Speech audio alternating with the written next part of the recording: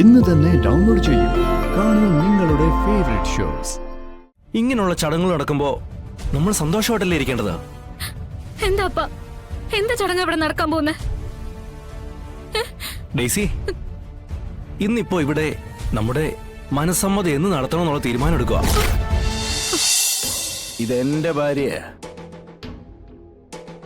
എന്റെ സംരക്ഷണ കവചം പൊട്ടിച്ച് നിനക്ക് എന്തെങ്കിലും ചെയ്യാൻ പറ്റുമെങ്കിൽ നീ അങ്ങ് ചെയ്ത് കാണിക്കടാ. നീ ഒന്ന് ശ്രമിക്കേ. ശ്രമിച്ച ഈ വിഷ്ണു ആരാ നീ അറിയും. കാണാം. കാണാം.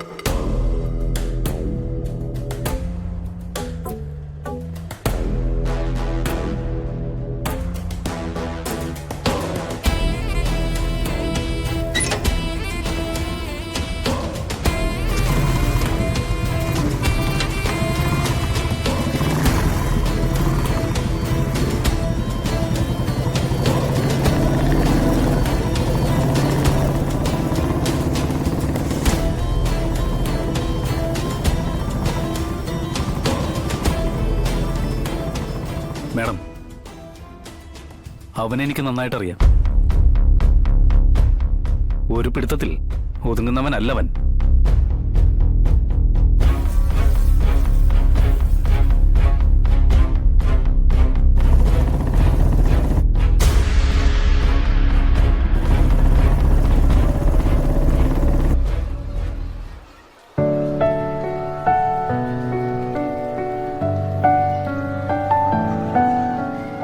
വിഷ്ണുവിനെ കാണുന്നില്ലല്ലോ സത്യ.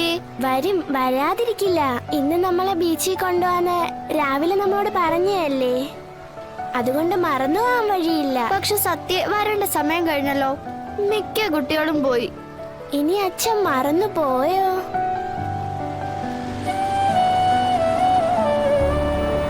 വരുന്നുണ്ട്. ഇതേ അച്ഛന്റെ കാറാണല്ലോ.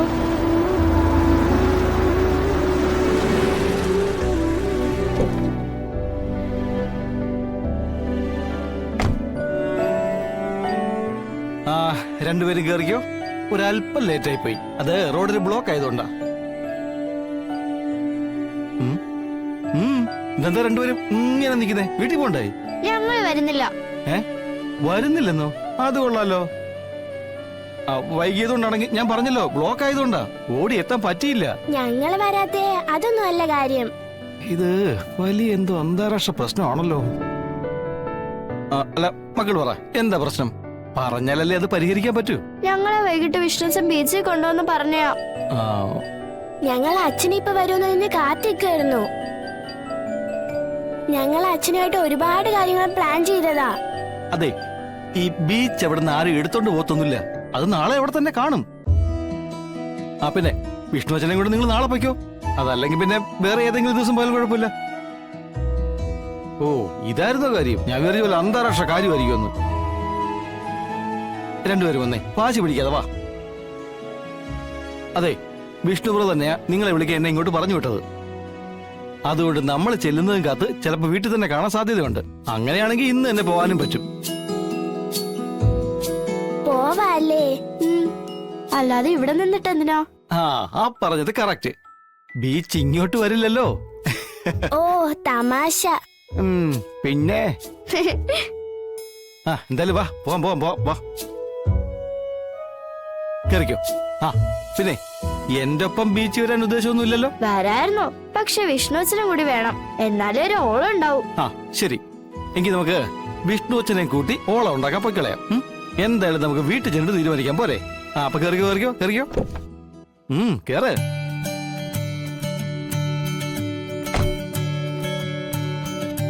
പോട്ടെ.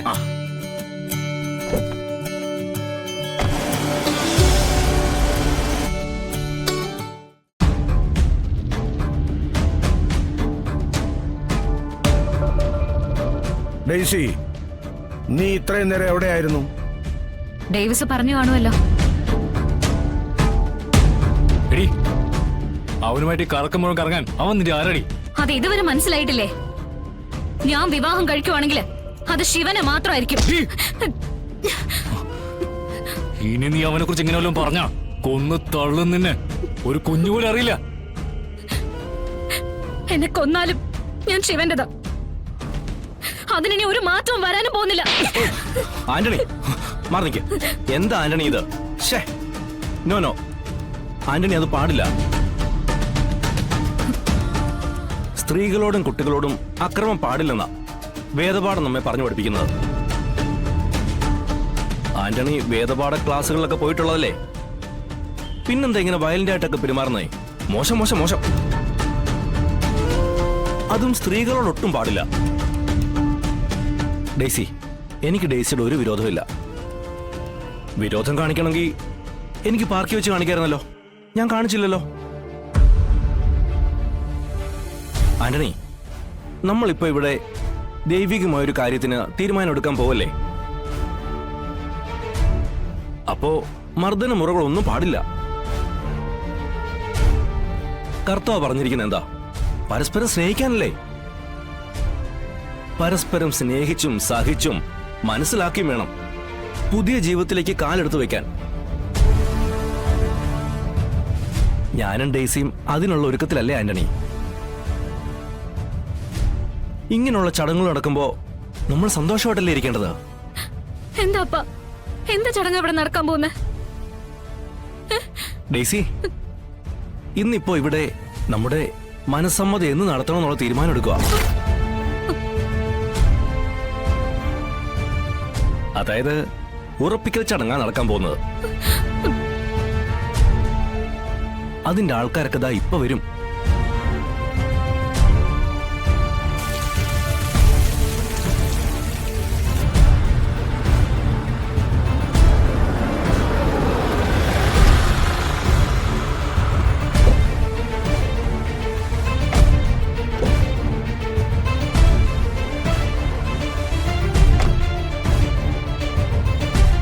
യോഹന്നാൻ ഇല്ലേ എലിസമ്മേ? അകത്തുണ്ടച്ചോ. ആ,